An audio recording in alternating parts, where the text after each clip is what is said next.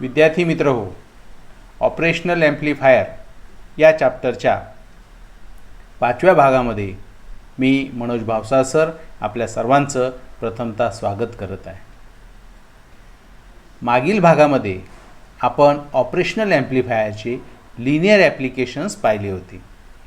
या भागामध्ये आपण ऑपरेशनल ॲम्प्लिफायरचे नॉन लिनियर ॲप्लिकेशन्स पाहणार आहोत. नॉन लिनियर ॲप्लिकेशन्स आणि लिनियर ॲप्लिकेशन्समध्ये नेमका काय फरक आहे, तर जेव्हा इनपुट सिग्नलचा शेप आणि आउटपुट सिग्नलचा शेप हा वेगवेगळा असतो, म्हणजे इनपुटला जो वेव्हफॉर्म दिलेला आहे तो आउटपुटला येत नाही, आउटपुटचा वेव्हफॉर्म हा वेगळा असतो, असे जे ॲप्लिकेशन्स असतात यांना non linear applications of operational amplifier असे म्हणतात. तर जेव्हा इनपुटचा वेव्हफॉर्म आणि आउटपुटचा वेव्हफॉर्म हा सारखाच असतो, अशा ॲप्लिकेशन्सला लिनियर ॲप्लिकेशन्स असे म्हणतात. फॉर एक्झाम्पल, इथे मी ऑपरेशनल ॲम्प्लिफायरचा एक डायग्रॅम काढून ही कन्सेप्ट आपण समजावून घेऊ, लिनियर आणि नॉन लिनियर. आता बोर्डवर आपल्याला दिसत असेल अशा पद्धतीचा हा ऑपरेशनल ॲम्प्लिफायर आहे. हे त्याचे इनपुट्स आहेत आणि हे या ठिकाणी आउटपुट आहे. जेव्हा इनपुटचा जो वेव्हफॉर्म आहे, फॉर एक्झाम्पल आपण जर सायनोसायडल वेव्ह दिली आणि स्क्वेअर वेव्ह जर आपल्याला आउटपुटला आली, म्हणजे काय झालं, इनपुटचा वेव्हफॉर्म आणि आउटपुटचा वेव्हफॉर्म हा कसा आहे, डिफरंट आहे. तर याला काय म्हणायचं, नॉन लिनियर ॲप्लिकेशन. म्हणजे ऑपरेशनल ॲम्प्लिफायरचं असं सर्किट यूज की ज्यामध्ये इनपुट आणि आउटपुट वेव्हफॉर्म्सचा शेप वेगवेगळा आहे, अशा ॲप्लिकेशन्सला नॉन लिनियर ॲप्लिकेशन्स असे म्हणतात. आता अशा ॲप्लिकेशन्स विषयी माहिती आपण या भागामध्ये घेणार आहोत. पहिलं ॲप्लिकेशन आहे ते म्हणजे ऑपरेशनल ॲम्प्लिफायर ॲज ए इंटिग्रेटर. ऑपरेशनल ॲम्प्लिफायरचा उपयोग इंटिग्रेटर म्हणून केलेला आहे. आता ऑपरेशनल ॲम्प्लिफायरचा उपयोग इंटिग्रेटर हे केला असताना हा डायग्रॅम हा तुम्हाला इन्व्हर्टिंग ॲम्प्लिफायर सारखाच दिसेल. थोडासा यामध्ये बदल केलेला आहे. इन्व्हर्टिंग ॲम्प्लिफायरमध्ये आपण नॉन इन्व्हर्टिंग टर्मिनल जे आहे ते ग्राउंडला देत होतो. आताही या डायग्रॅममध्ये तुम्ही पाहाल तर नॉन इन्व्हर्टिंग टर्मिनल हे काय केलेलं आहे, ग्राउंडला दिलेलं आहे. त्याचबरोबर इन्व्हर्टिंग टर्मिनलला रेजिस्टर आर मार्फत, म्हणजे इनपुट रेजिस्टर मार्फत इनपुट व्होल्टेज व्ही इन दिलेला आहे. आणि फीडबॅक रेजिस्टर न वापरता जो फीडबॅक रेजिस्टर इथे आपण आर एफ कनेक्ट करत होतो त्याच्याऐवजी या ठिकाणी काय जोडलेलं आहे, तर कपॅसिटर जोडलेला आहे.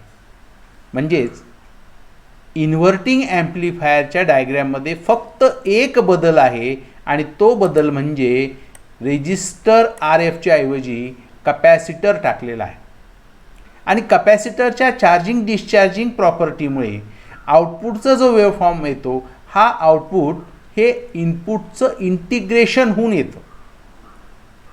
आउटपुटला आपल्याला इंटिग्रेशन मिळतं इनपुटचं, म्हणून या सर्किटला इंटिग्रेटर सर्किट असं नाव आहे. आउटपुटचं जे काही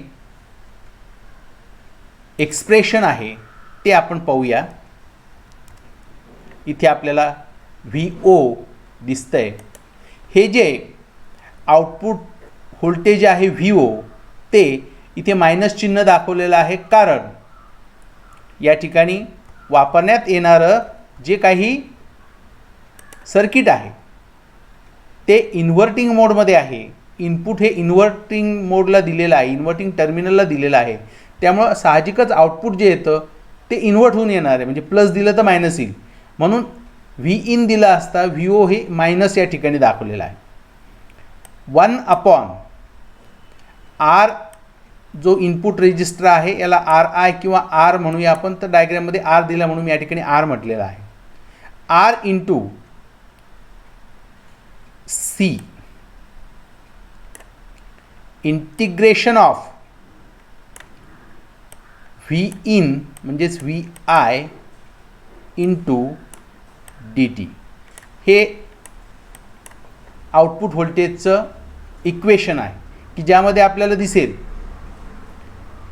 की आउटपुट व्होल्टेज जे आहे हे आउटपुट व्होल्टेज हे इनपुट व्होल्टेजचं इंटिग्रेशन होऊन मिळेल.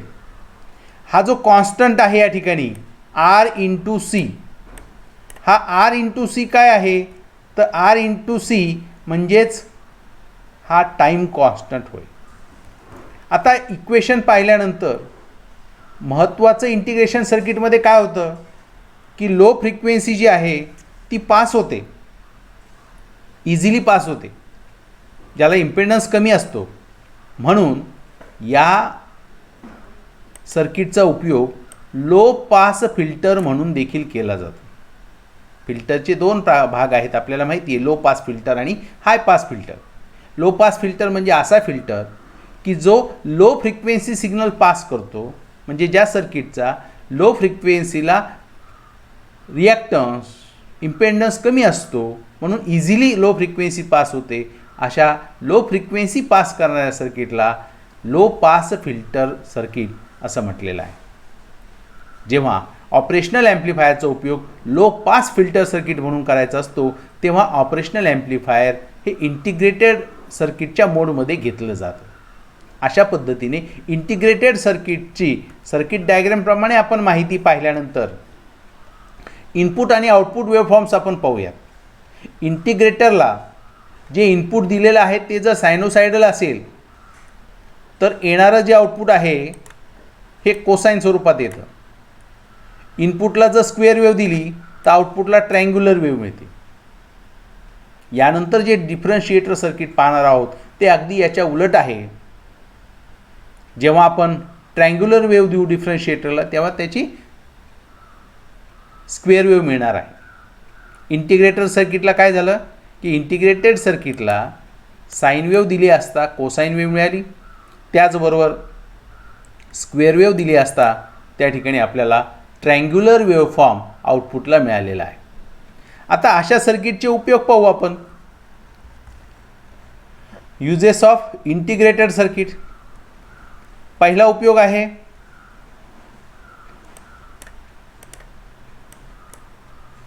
ॲनालॉग कॉम्प्युटरमध्ये इंटिग्रेटेड सर्किट वापरलेलं असतं. त्याचबरोबर डिजिटल व्होल्टमीटर बनवण्यासाठी इंटिग्रेटेड सर्किटचा उपयोग केलेला आहे.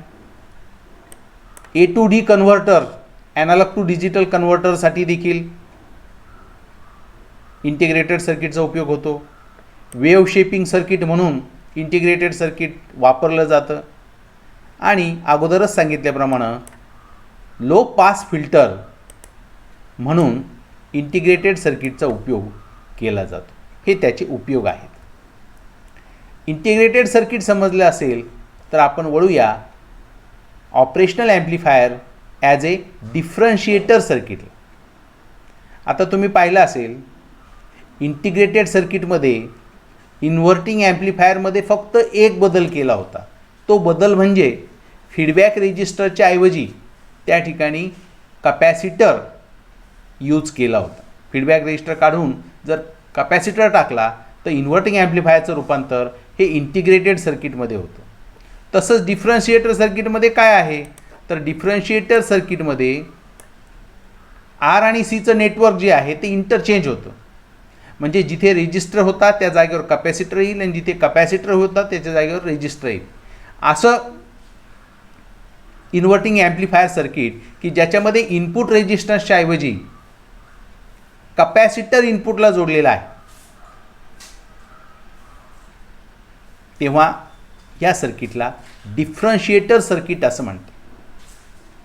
यामध्ये कपॅसिटरच्या चार्जिंग आणि डिस्चार्जिंग प्रॉपर्टीमुळे आउटपुटला आपल्याला येणारं व्होल्टेज हे इनपुट व्होल्टेजचं डिफरन्शिएशन होऊन मिळतं.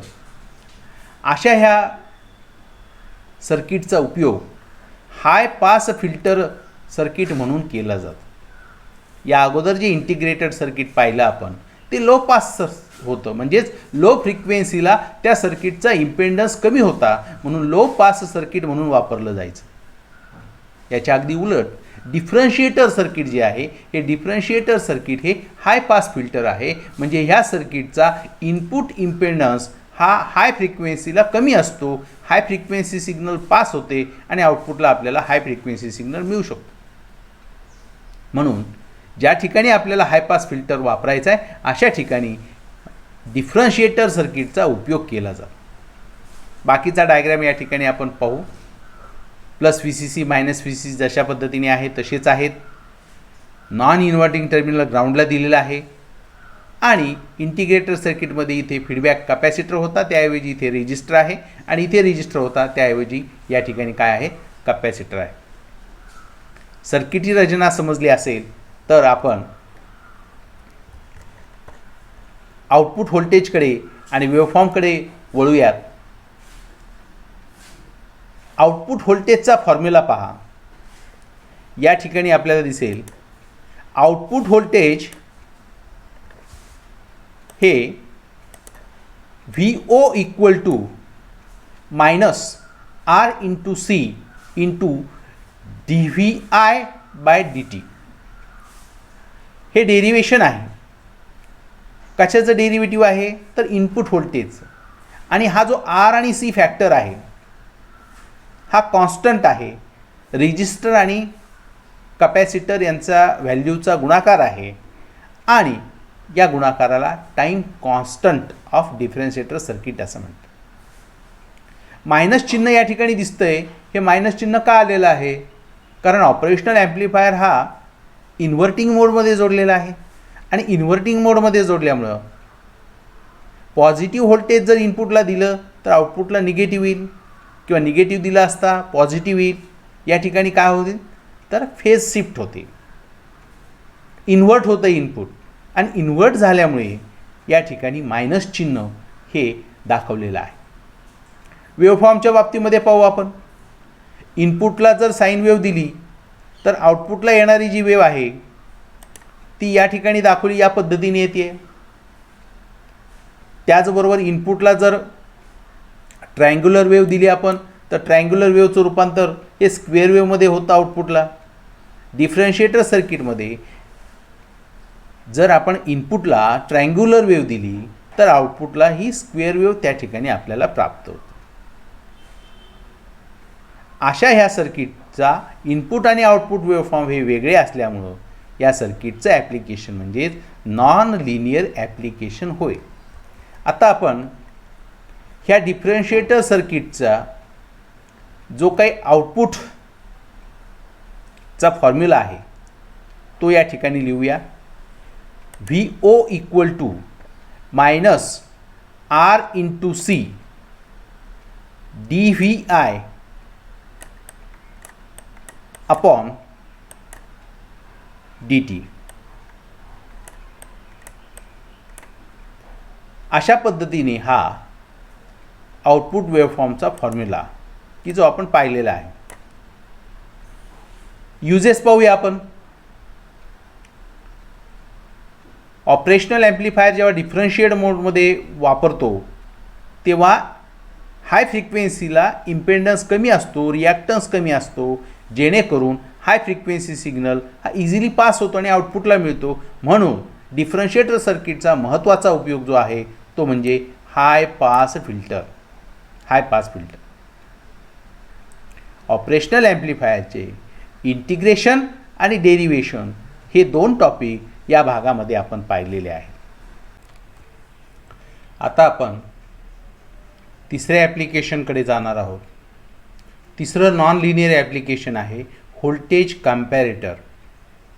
ऑपरेशनल ॲम्प्लिफायरच्या साहाय्याने व्होल्टेज कम्पॅरेटर आपल्याला बनवायचं आहे. अतिशय महत्त्वाचं ॲप्लिकेशन हे आहे. यामध्ये व्होल्टेजची तुलना केली जाते म्हणून याला कम्पॅरेटर असं नाव आहे. ज्या पद्धतीने एखादा तराजू असतो त्याला दोन पारडे असतात त्या पद्धतीनं हा एक इलेक्ट्रॉनिक तराजू आहे. एका तराजूमध्ये V1 हे व्होल्टेज आहे तर दुसऱ्या तराजूमध्ये V2 हे व्होल्टेज आहे. या तराजूमध्ये V1 हे व्होल्टेज आहे तर या तराजूमध्ये V2 हे व्होल्टेज आहे. आणि तराजूमध्ये ज्या पद्धतीने दोन बाबींची तुलना केली जाते आणि रिझल्ट आपल्याला मिळतो, त्याच पद्धतीने ते आउटपुट व्होल्टेज आपल्याला ह्या दोन व्होल्टेजची तुलना करून मिळतं. अशा या कम्पॅरेटरचा उपयोग IC 555 या टायमर ICमध्ये केलेला असतो. दोन कम्पॅरेटर्स हे IC 555मध्ये वापरलेले असतात. पेपर फर्स्टमध्येच इलेक्ट्रॉनिक टायमर हा जो चॅप्टर आहे त्यामध्ये हे कम्पॅरेटर सर्किट वापरलेले आहेत. या व्यतिरिक्त कम्पॅरेटर सर्किटचे अनेक उपयोग आहेत. ॲनालॉग टू डिजिटल जेव्हा आपल्याला डेटा करायचा असतो तेव्हा देखील कम्पॅरेटर सर्किट वापरलेलं असतं. डिजिटल व्होल्टमीटर, डिजिटल ॲमीटर या सर्किटमध्ये देखील कम्पॅरेटरचा उपयोग केलेला असतो. अशा या कम्पॅरेटर सर्किटचं आता आपण वर्किंग पाहूया. डायग्रॅममध्ये दाखवल्याप्रमाणे दोन इनपुट्स या ठिकाणी आहेत, V1 आणि V2. V1 हे जे व्होल्टेज आहे हे नॉन इन्व्हर्टिंग टर्मिनलला दिलेलं आहे आणि इन्व्हर्टिंग टर्मिनलला V2 हे व्होल्टेज आहे. प्लस VCC आणि मायनस VEE हे दोन सप्लाय या ठिकाणी दिलेले आहेत ऑपरेशनल ॲम्प्लिफायरला. आउटपुट व्होल्टेज VO आहे. आता ह्या सर्किटचं वर्किंग कसं होतं? आयडियल कंडिशनमध्ये विचार करू आपण. आयडियल कंडिशनमध्ये आउटपुट व्होल्टेज हे व्हेरी हाय असतं, इन्फिनिटी असतं, परंतु प्रत्यक्षामध्ये ते सप्लायपेक्षा थोडंसं कमी असतं. या कंडिशनला सॅच्युरेशन कंडिशन असं म्हणतात. म्हणजेच इनपुट दिलं असता आउटपुट जे आपल्याला मिळतं ते सप्लायपेक्षा थोडंसं कमी असतं आणि त्याला सॅच्युरेशन लेवल असं म्हणतं. आता दोन इनपुट्स आहेत. आपण गृहीत धरू की या ठिकाणी हे जे नॉन इन्व्हर्टिंग टर्मिनल आहे, या नॉन इन्व्हर्टिंग टर्मिनल हे आपण काय केलेलं आहे? ग्राउंडला दिलेलं आहे. नॉन इन्व्हर्टिंग टर्मिनल हे आपण ग्राउंडला दिलं आहे. हे टर्मिनल आपण ग्राउंडला दिलं आहे. आता अशावेळी या ठिकाणी जे व्होल्टेज आहे V2 हे 0 व्होल्ट बरोबर तुलना होईल त्याची. इथे 0ला दिलेलं आहे. V2ची तुलना 0वर होईल आणि आउटपुटला आपल्याला या ठिकाणी मिळेल. आता इथे इन्व्हर्टिंग टर्मिनल आहे म्हणून इथे येणारं व्होल्टेज जे आहे त्याला आपण Vsat असं म्हणूया. Vsat saturation voltage, Vsat. दुसरी कंडिशन घेऊ. हे टर्मिनल आपण काय करूया? ग्राउंड करूया. आता इथे जे आपण व्होल्टेज देऊ त्याला V1 असं म्हटलेलं आहे. हे नॉन इन्व्हर्टिंग टर्मिनल आहे त्यामुळं इथे येणारं व्होल्टेज हे प्लस स्वरूपात सॅच्युरेशनपर्यंत येईल. हे सॅच्युरेशन व्होल्टेज म्हणजे VCCपेक्षा जास्त नसतं, ते VCCपेक्षा थोडंसं कमी असतं, परंतु ती सॅच्युरेशन लेवल आहे, त्याला प्लस Vsat असं म्हटलेलं आहे. आता या दोन कंडिशन्स आपल्याला समजल्यानंतर आपण एक एक्झाम्पल घेऊन पाहू की या दोन व्होल्टेजची तुलना कशी होते. फॉर एक्झाम्पल या ठिकाणी V2 हे प्लस 1 व्होल्ट दिलेलं आहे, प्लस 1 व्होल्ट हे V2ला दिलेलं आहे. It is called V reference. म्हणजे ज्या पद्धतीने तराजूला एका पारड्यामध्ये आपण स्टँडर्ड वजन टाकतो आणि दुसऱ्या पारड्यातील वजनाची तुलना होते, त्या पद्धतीनं ह्या V1ची तुलना ही कशाबरोबर होणार आहे? V2 बरोबर होणार आहे. आणि V2ला किती ठेवलेलं आहे आपण? तर प्लस 1 व्होल्ट. आता आपण गृहीत धरूया की जेव्हा V1 हे प्लस व्होल्टेजपेक्षा कमी असेल, V1 जेव्हा प्लस व्होल्टेजपेक्षा कमी असेल तेव्हा इथे आउटपुट जे येईल ते मायनस VEE इतकं येईल. त्याला सॅच्युरेशन व्होल्टेज मायनस Vsat असं म्हटलेलं आहे. मग इथे प्लस आहे दिलेलं व्होल्टेज, इथे मायनस का आलं? कारण हे इन्व्हर्टिंग इनपुट आहे म्हणून. आता ऑप ॲम्प आपला सॅच्युरेशनला असेल ही कंडिशन राहील, जोपर्यंत V1 हे V2 पेक्षा कमी आहे तोपर्यंत या ठिकाणी -V सॅच्युरेशन इतकं व्होल्टेज येईल की जे -VEE पेक्षा थोडंसं कमी असेल. आता हे व्होल्टेज जे आहे V1चं ते जर इन्क्रीज होत गेलं, वाढत गेलं आणि वाढता वाढता ते 1 व्होल्टला क्रॉस केलं, तेव्हा काय होईल आता? तर 1 व्होल्टला क्रॉस केल्यावर हे जे सॅच्युरेशन मोडमधला आउटपुट आहे -V सॅट हे जाईल आता आणि आउटपुट आपलं +V सॅट इतकं येईल. इथे काय होईल? +V सॅट हे जाईल इथे. कारण का? तर हे दोन व्होल्टेज जे आहेत त्याची तुलना झाली, कंपॅरिझन झाली आणि आता V1 हे V2 पेक्षा ग्रेटर आहे आणि म्हणून आउटपुटला आपल्याला V सॅट असं पॉझिटिव्ह व्होल्टेज मिळेल. दुसरी कंडिशन आपण घेऊया की याऐवजी आपण निगेटिव्ह व्होल्टेज जर दिलं, प्लसच्या ऐवजी या ठिकाणी मी निगेटिव्ह व्होल्टेज देतो.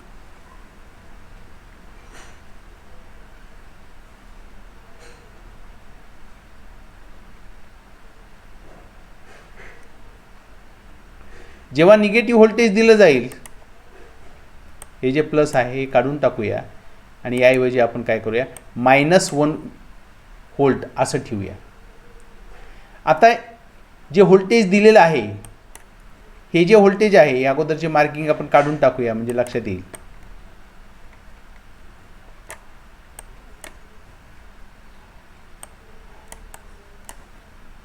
ठीक आहे. आता पहा, V2 हे रेफरन्स व्होल्टेजला आपण ठेवलेलं आहे, परंतु आता आपण किती ठेवलं आहे? -1 व्होल्ट. -1 व्होल्टला ठेवलं आहे. V1 जे अगोदर जास्त आहे म्हणजे पॉझिटिव्हमध्ये आहे असं गृहीत धरू आणि ते काय होतं आहे आता? डिक्रीजिंग होतं आहे. हे कमी येत असताना जेव्हा ते -V1 इतकं येईल तेव्हा हे जे +V सॅट होतं आउटपुट झालेलं ते आता काय होईल? -V सॅटकडे जाईल. म्हणजे काय झालं? आता ही कंपॅरिझन झाली, तुलना झाली आणि आपल्याला आउटपुटला जी स्टेट आहे ती बदललेली आहे. ॲनालॉग कंडिशनचं रूपांतर हे डिजिटल सिग्नलमध्ये करण्यासाठी सुद्धा कंपॅरेटर सर्किटचा उपयोग त्या ठिकाणी होतो. दोन व्होल्टेजची तुलना त्या ठिकाणी झालेली आहे. आता आपण शॉर्टली एक्सप्रेशनच्या साहाय्याने देखील हे दाखवू शकतो. जेव्हा इनपुट व्होल्टेज हे रेफरन्स व्होल्टेजपेक्षा जास्त आहे तेव्हा आउटपुट हे V सॅट इतकं जाईल, सॅच्युरेशन लेवलवर जाईल. जे आत्ता आपण एक्झाम्पलमध्ये पाहिलेलं होतं की इनपुट व्होल्टेज हे रेफरन्स व्होल्टेजपेक्षा जास्त गेलेलं आहे.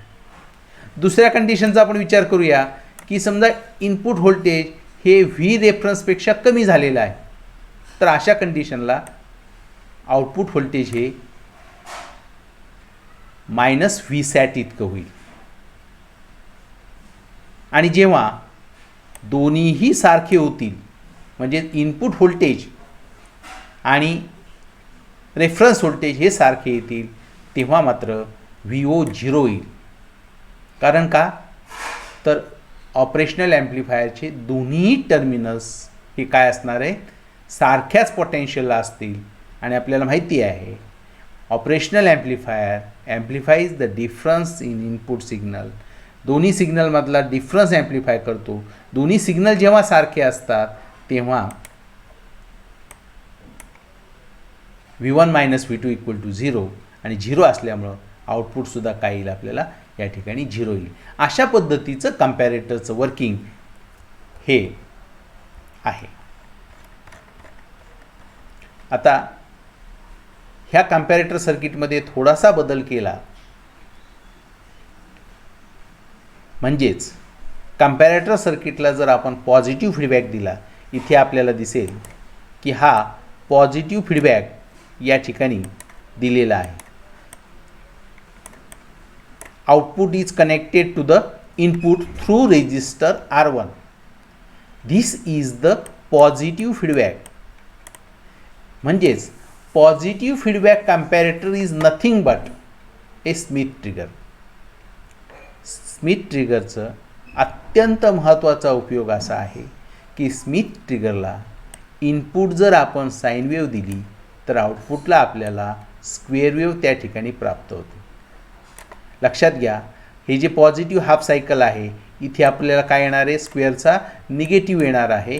कारण इथे काय झालेलं आहे तर फेज शिफ्ट त्या ठिकाणी झालेली आहे. पॉझिटिव्हचं रूपांतर निगेटिव्ह होईल, निगेटिव्हचं रूपांतर पॉझिटिव्ह होईल. Sine wave is converted into square wave, analogue signal is converted into digital signal. अशा पद्धतीनं या ठिकाणी आउटपुट मिळणार आहे. मग कशा पद्धतीने वर्किंग होतं याचं, काय काय सर्किटमध्ये बदल केलेले आहेत, हा तर बदल एक आपण पाहिलेला आहे. आणखी काय केलेलं आहे तर इनपुट व्होल्टेज हे इन्व्हर्टिंग टर्मिनल दिलेलं आहे आणि जे काही नॉन इन्व्हर्टिंग टर्मिनल आहे ते आउटपुटला रेजिस्टर R1 मधून घेतलेला आहे. R2 हा रेजिस्टर R1 आणि R2 ही पोटेन्शियल डिव्हायडर सर्किट यूज केलेलं आहे. R1 आणि R2 ग्राउंडला दिलेला आहे आणि R1 आणि R2चा जो जॉईंट आहे तो इथे जोडलेला आहे. आता ह्या स्मिथ ट्रिगरच्या वर्किंगमध्ये आपण आता पाहूया की ज्या पद्धतीनं एखादा इरेग्युलर शेपसुद्धा आपण स्क्वेअर पल्समध्ये किंवा पल्समध्ये रूपांतरित करू शकतो, ॲनालॉग सिग्नलसुद्धा. म्हणून वेव्ह शेप करणारं जे सर्किट असतं त्याला वेव्ह शेपर सर्किट असं म्हणतात. त्यासाठी सुद्धा याचा उपयोग होतो. Schmitt trigger is use to convert an irregular shape wave to a square wave or pulse. Positive feedback या ठिकाणी दिलेला आहे आता सांगितल्याप्रमाणे. रेजिस्टर R1 मधून पोटेन्शियल डिवायडर सर्किटमधून हा पॉझिटिव्ह फीडबॅक दिलेला आहे. आउटपुट हे ज्या पद्धतीने कंपॅरेटर सर्किटमध्ये आपण पाहिलं तसंच Vsat आणि -Vsat अशा पद्धतीच्या दोन स्टेटमध्ये आउटपुट आपले येणार आहे. मुख्यतः याचा उपयोग कुठल्याही प्रकारची वेव्ह स्क्वेअर वेव्हमध्ये रूपांतरित करण्यासाठी स्मिथ ट्रिगरचा उपयोग केला जातो. ऑसिलेटर सर्किट हे 11वी मध्ये आपण पाहिलेलं आहे. ऑसिलेटर सर्किटमध्ये साईन वेव्हचं रूपांतर स्क्वेअरमध्ये करण्यासाठी स्मिथ ट्रिगर वापरलेलं असतं. त्याचबरोबर फंक्शन जनरेटरमध्ये देखील स्मिथ ट्रिगरचा उपयोग केलेला असतो. स्मिथ ट्रिगरचं ॲप्लिकेशन पाहिल्यानंतर हा ऑपरेशनल ॲम्प्लिफायर हा चॅप्टर या ठिकाणी संपलेला आहे. धन्यवाद.